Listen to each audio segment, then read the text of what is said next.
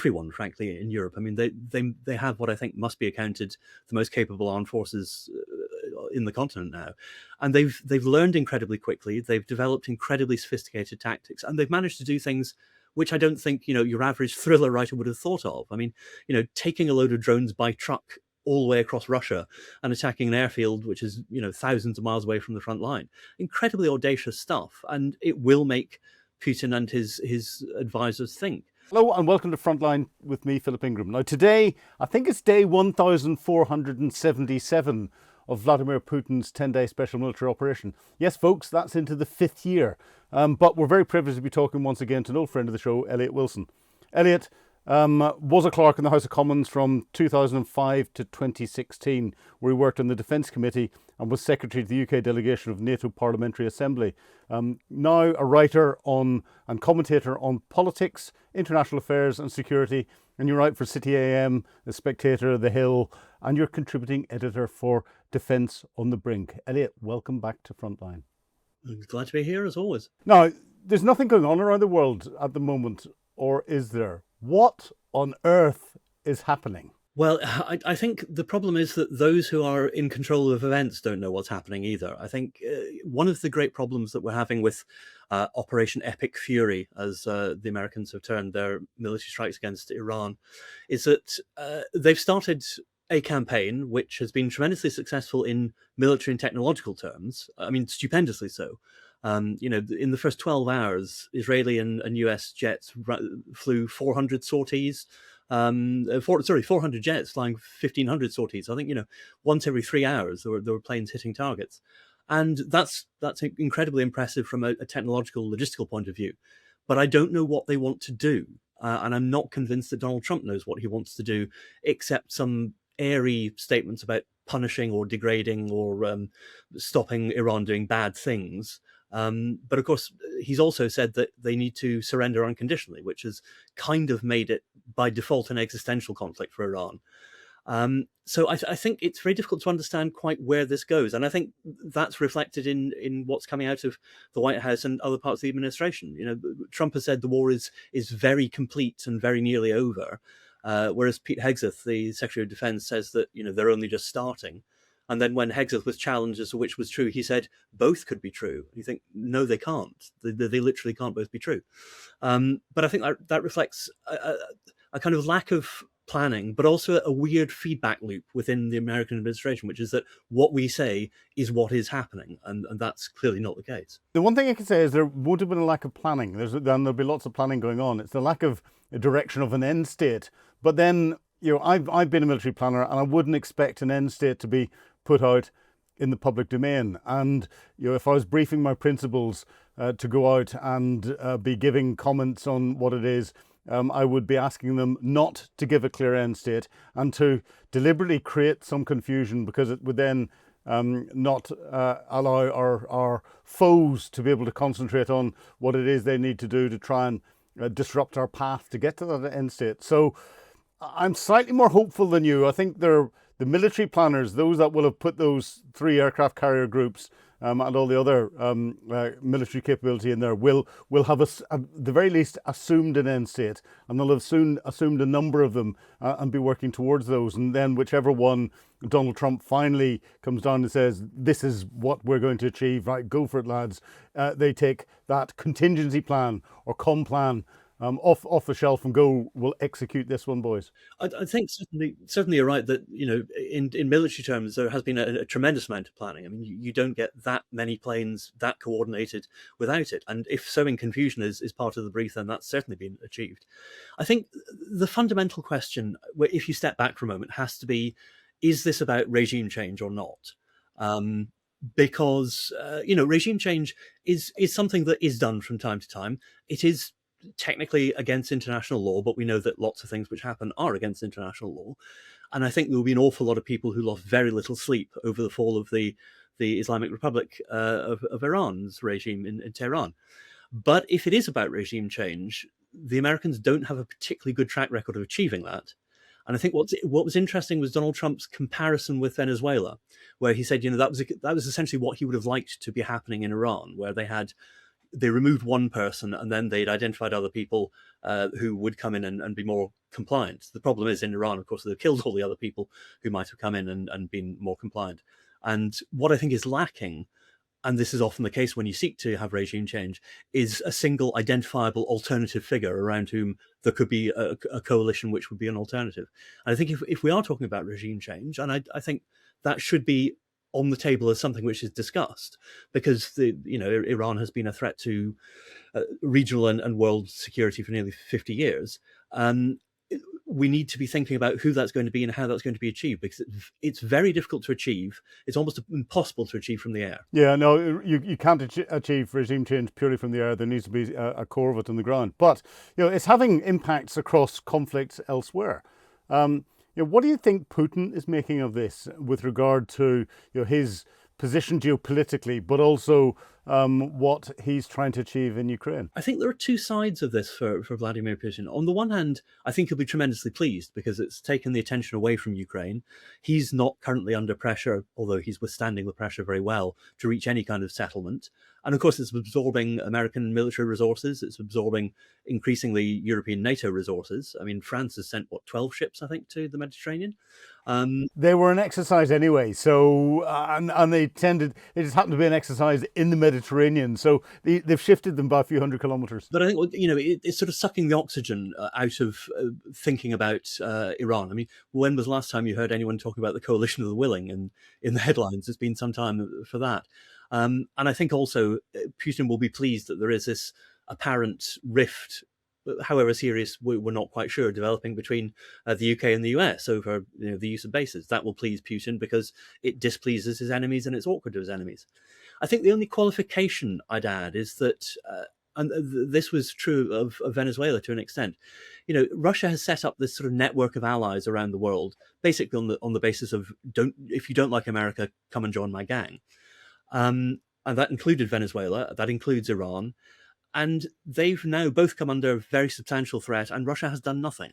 Russia did nothing to defend Venezuela, despite President Maduro asking for additional air defense resources. Clearly, the reaction to the strikes against Iran from Russia has been very muted. I mean, Putin's condemned them, of course, but he's hardly going to go to the wall for this. So I think in the longer term, there may be a sense that if you were a country which had some kind of agreement with Russia to defend yourself against the evil imperialists and receive resources from Russia, I'd be looking at the small print of it quite carefully. But that is, I think, some way down the line. I think on balance, it's taken the focus off Ukraine, which is a shame because the Ukrainians are actually, having quite a good couple of weeks of it militarily. And one of the problems of Western society is that we're very guilty of moving on when our attention span wanes. And if we're not thinking about Ukraine now, and if we don't think about it in the next couple of weeks, it becomes yesterday's news too easily. And Vladimir Putin will know that. Well, talking of yesterday's news, in the past few days, British Storm Shadow missiles allegedly have been used as part of a major Ukraine attack into Russia, but they've attacked a particular factory that was producing components for a lot of Russia's more sophisticated missiles, and the Russians have come out and said that the British will pay the price for this and everything else. But do you think this is just another hollow threat from the Russians, because they don't seem to follow it up in any of the red lines that they put in so far? No, I think that's right. I mean, Vladimir Putin has been saber rattling really since the very beginning of the invasion in 2022. I mean, very shortly after his troops went in, he was talking about, if Western countries got involved, it would be a conflict like they'd never seen before, almost Trumpian language, actually. And he has said a lot of things which have not come to fruition, particularly around the issue of what we think are tactical nuclear weapons that he's been talking about. And that's, I think, good that that NATO and the West has stood up to him and said, well, we don't believe you, frankly. The worrying thing is that he only needs to be telling the truth once, and there are very, very serious consequences, which is one of the reasons I have some skeptical views about whether we should be rushing to embrace more and more nuclear weapons. But I wouldn't be too worried about Putin's most recent comments, but I balance that against the fact that I would be generally worried about what he's going to do anyway. So I start from quite a high bar of anxiety about Vladimir Putin's intentions. But I don't think on the basis of some Storm Shadow missiles hitting him now, given that we authorized their use at the end of 2024, I think, that's suddenly going to up the ante in Ukraine significantly. But you mentioned that Ukraine is having some success on the battlefield, and it is now starting to capture territory back that the Russians had captured, and the Russian casualty rates have now got up to, I think the total is about 1.3 million. Of which the Ukrainians have managed to get the casualty statistics from the Russians themselves and find that about 68% of those are dead. The rest are wounded. And you're looking at their medical facilities, the majority of the wounded will go on to die, and very few will then continue to survive. Given that that's happening at the tactical level, then at the operational level, we're seeing Ukraine putting massive drone and missile attacks into Russia. And it was last night or the night before that the single biggest Ukrainian drone attack of, I think it was over 570 one-way attack drones went into Russia. Has the tide of war changed? I think in terms of ability, competence, sophistication, Ukraine is streets ahead of everyone, frankly, in Europe. I mean, they have what I think must be accounted the most capable armed forces in the continent now, and they've learned incredibly quickly. They've developed incredibly sophisticated tactics, and they've managed to do things which I don't think your average thriller writer would have thought of. I mean, taking a load of drones by truck all the way across Russia and attacking an airfield which is thousands of miles away from the front line. Incredibly audacious stuff, and it will make Putin and his advisors think. I think the only problem is that Russia has, both in physical and geographical terms, but also historical terms, this incredible ability to absorb casualties. I mean, their casualties during what they call the Great Patriotic War, the Second World War, were enormous. But they knew, or at least Stalin knew, that was one way they could win. They would keep going until they overpowered the Germans, and that eventually they would wait the Germans out. Whether Putin can do that with Ukraine is hard to say. I mean, clearly, as you and I have said before, their pace of advance over the past year or so has been virtually nil. They seem to be stuck on about 20% of Ukrainian territory, by military force anyway, although they're demanding more of it through peace treaties, of course. And I think it all depends, really, and this is also true of the war in Iran. I have a question that I heard asked a lot when I was working in public relations. What does success look like to you?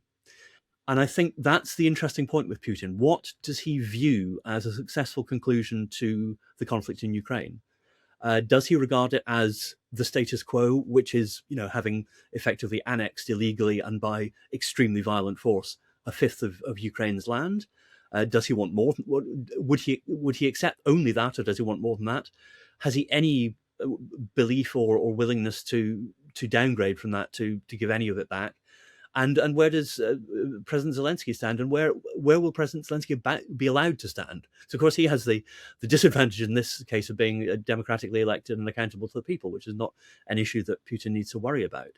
So I think understanding what Putin wants and what Putin will settle for, which may be two very different things, are critical really to seeing where the war is going, because Putin can keep it going for a long time with very high casualty rates, but that won't work forever. And it's what effectively broke the Germans in the First World War. The casualty rates were just too high. They became unacceptable, and the units start to break at the front. And if that starts to happen to Russia, that's very serious. So I think it's difficult at this point to say. I think a stalemate could well go on for most of this year, frankly. We could have a stalemate with Ukrainians nibbling away and occasionally pushing forward a bit. I think Ukrainians would be working extremely hard to get most of their land back, particularly the Crimea. I mean, Russia will hold on to Crimea with all it can, because it gives it Sevastopol and the naval base there, which is incredibly important to them strategically. But really, a lot hinges around what Putin sees as the next stage in his great global game of expanding the Russian empire, and whether he thinks, okay, we hit the 5-year mark maybe in 2027. Do I call it quits and try to spin it as a win? Or do I keep it going? Or have I got to get out of this, because otherwise there'll be nothing left at the end of it? Isn't it fascinating that the commentary that we're bringing out from Putin's perspective as to what he's going to achieve in Ukraine, and then when we try and second guess what Trump is thinking about what he's going to try and achieve in Iran, it's almost exactly the same when we're doing that. And I think back to it was just over a year ago in the Oval Office where Zelensky was ambushed and Donald Trump turned around him and said, "You don't hold any cards." We've just in the last few days seen Zelensky play some very, very strong cards at the request of the United States to go and provide expertise in countering the Shahad 136 drones that are hitting US bases across the Middle East, and to help the Middle East partners so that they're not wasting $1 million missiles on $10,000 or $30,000 drones. What do you make of the sort of the change from a political standpoint perspective? And do you think Donald Trump will change his attitude to Zelensky because the Ukrainians responded very, very quickly to the US military request? I think, Zelensky knows where his advantages lie. I think what Trump failed to realize when he said you have no cards is Trump took the very simplistic view that the cards go up in ascending order of numerical strength, and they don't. Some of the cards further down the pack can be useful in different circumstances. But Trump is the sort of person, because he thinks about these things very simplistically, he's very impressed with technology. And I think there's a danger for him that he falls into the trap of technology in Iran. Yes, you can hit. They can now hit in Iran anything they want. They've got virtual air superiority. They can bomb any target they like. They may run out of targets, as the Allies started to in 1945 when we were bombing Germany. There was very little left that we hadn't already bombed. But that doesn't get you to the next stage. And I think it's interesting that the Ukrainians, of course, are playing from bitter experience. There is no better way to prepare for a war than to fight one. And they've been fighting the Russians for more than 4 years. They know exactly how they have to respond to things like Iranian-made drones. They know how to do it cheaply because they have to. They don't have the luxury that America has of, using a $1 million rocket to shoot down a $40,000 drone, which I think is a lesson that all Western countries are going to have to learn. There is a mismatch there which cannot endure. And until we have serious sort of directed energy weapons or things like that, there's going to have to be some way of reducing the cost of shooting down vast amounts of very cheap stuff coming at you, because you can't be, using incredibly expensive, incredibly rare, incredibly slow to produce hardware to knock that out of the sky. I think one of the advantages Donald Trump has is that he can change policy very quickly because in his head it all makes sense and it's all consistent to him. He doesn't have that worry about, but that's not what I said last week or yesterday or 5 minutes ago. He can say anything he likes, he will believe it, and his acolytes will believe it. And in a weird and limited set of circumstances, that is good for him. Because if he suddenly now has to say, "Oh, Zelensky, our best pal, he's great, we love him, he's now helping us shoot down drones," that will cause him not a moment's lack of sleep. In the same way that he's embraced Friedrich Merz, who was in the White House on Tuesday, I think. He's now saying, Merz, great guy. He said he's become Chancellor of Germany, which is a big deal. I think, yes, it is a big deal if you're in Germany. So I think there may be a marriage of convenience to be had, certainly for the moment, between Trump and Zelensky, probably at a slight distance, because there is, I think, some personal antipathy there, which has long, long roots. And Trump is also still very enamored of Vladimir Putin. But Trump doesn't want to lose. And if it is made sufficiently clear to him that the Ukrainians are the people who can help him, he will do what he has to do to get them on board. And that's good for the Ukrainians as well. Talking of losers and talking of countries that are leading the way, the UK was leading the way, certainly from a political perspective, in garnering the support for Ukraine. When we were the first to send main battle tanks in and come out politically to say that we're doing this and crossing Russia's red lines. But the UK is now coming under some considerable criticism for what it's failed to do in support of the United States and their efforts into Iran. Do you think our credibility has been undermined to a point where it's going to be difficult to recover from? And do you think that'll impact the way the UK is seen when it comes to trying to develop this coalition of the willing that we keep talking about into Ukraine? I think there are two problems really with the course of action that the government's taken. By refusing initially permission to use RAF Fairford and Naval Support Facility Diego Garcia to the Americans, we clearly, and this was always going to happen, we annoyed Donald Trump and the White House. That was always going to happen. You can take a view on whether that was the right or wrong decision by Keir Starmer, but it's virtually unprecedented for us to refuse the use of joint or UK bases to our American allies. So that is a big deal. People will take different views on whether it was the right thing, but it was always going to annoy the Americans. And that will have put us in a position where Trump wonders how reliable we are, in his own terms, and also what exactly we're bringing now to any kind of military operation. And I think we've demonstrated a little bit of that weakness in the slowness and paucity of our reaction. At the same time, because we've now gone from that to saying, well, okay, you can use our bases for defensive strikes, which seems to be a nonsense. I mean, how we're going to police what American aircraft do once they leave the ground in Fairford or Diego Garcia, I don't know. I mean, that seems entirely cosmetic to me.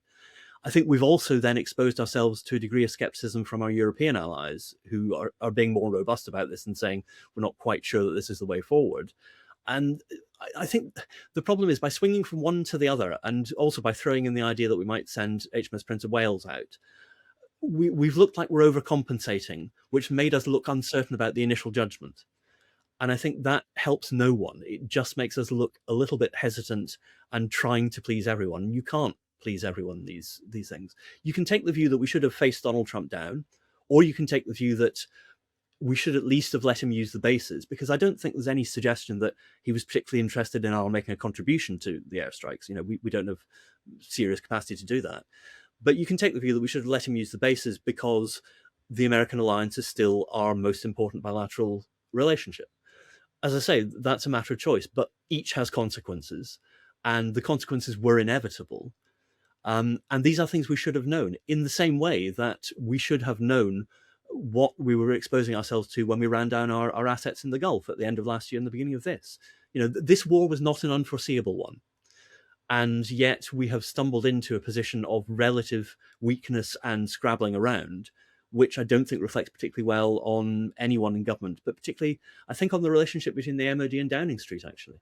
Well, yeah, on that relationship, I thought it was interesting that John Healey turned around and said that the new Chief of the Defence Staff, had only briefed him on the 3rd of March about the potential of sending HMS Dragon down to the Gulf region, or down to the Mediterranean. And that was after the operation started. This sounds a little bit like a politician trying to throw the air marshal under the bus. Yeah, I think that it does sound like, as a former boss on a select committee used to say to me, "Oh, a big boy did it and ran away." I think there is an element of passing the buck in the way that sounds, which is disappointing from John Healey, I have to say. But at the same time, I've read elsewhere that the idea that we were going to send HMS Dragon didn't cross CDS's desk until 9:30 on Tuesday morning. And again, as I say, the fact that there was a confrontation between Iran and the United States could have been predicted at least since the beginning of February, because of the way that the Americans were building up assets in the Gulf. At the same time, we'd withdrawn HMS Lancaster at the end of last year, although ironically she's in Bahrain waiting to be scrapped. And we'd withdrawn HMS Middleton, our last mine clearance vessel, at the end of January this year, which left us with no crewed warships for the first time in about 50 years in the Gulf. Effectively, no portable assets. And so, the government talks about, we deployed some more planes. Well, yes, but it was something like 8 F-35s and a few Typhoons. I mean, it was not serious amounts of compensatory hardware. We knew that we were exposing ourselves to a degree of weakness we hadn't had before in a region which was clearly, at least possibly, going to blow up. And the other thing which I think people are trying to avoid is the idea that if we, by not participating in the initial strikes, we somehow distance ourselves from them. That's not how it works. We've been so closely tied to the Americans that if the Americans attack someone, we're in the line of fire. And that's particularly true in Iran, because Iran still views us, rather charmingly, as the kind of manipulative Svengali behind everything, ever since the coup against Mossadegh in 1953. It's not true, but then I would say that, wouldn't I? But there is no sense in which an American operation will take place and British personnel, British assets, British interests will be entirely insulated from it. That's not going to happen. So we should have known that Well, it's interesting. We've got other shared bases and shared facilities we use with the Americans, and they will have been used in part of the planning and the targeting for the operation that went on. So this is where our political response was slightly duplicitous and misleading to the British public, because we were directly involved with things. But coming to the end of our time, what do you think Vladimir Putin is making of this? Do you think he's going to redouble his efforts to try and further fracture this split between the UK and the rest of Europe, the UK and the United States? And do you think that'll impact the support that we have for Ukraine? I think undoubtedly he will see now a sort of three-way potential split between the United States, the European Union, and Britain. Now, this is all Vladimir Putin's training. This is what he did in the KGB. He looked for weak links in chains of personnel. So I think he will be trying, well, redoubling his efforts, I think, to drive wedges between us. He's got an open door, really. I think we need to be very aware of that, but we also need to be careful that we understand that each of us has distinct relationships and distinct interests. But ultimately, Putin will do anything he can to use our disadvantages to his advantage. And I think if we allow ourselves to fight over things that are not fundamental issues of principle, then we're just doing his job for him. So we need to beware that we don't give this as a present to Vladimir Putin on the plate. Yeah. Well, let's hope our politicians are listening to that, and that we stop giving all these presents on plates to him and to other despot leaders around the world. But Eliot Wilson, thank you very much indeed for talking to me once again on Frontline. Pleasure. Thank you for watching Frontline. We'll keep you up to date with what's going on in Ukraine. Of course, you can get us on your favourite podcast channel. Just search for Times Radio Frontline. You can get us on Times Radio at 0135 Greenwich Mean Time in the UK, or 2035 Eastern Standard Time in the United States. But please like, subscribe and share us with all of your friends, because we'll keep you up to date with what's going on. Thank you. Goodbye.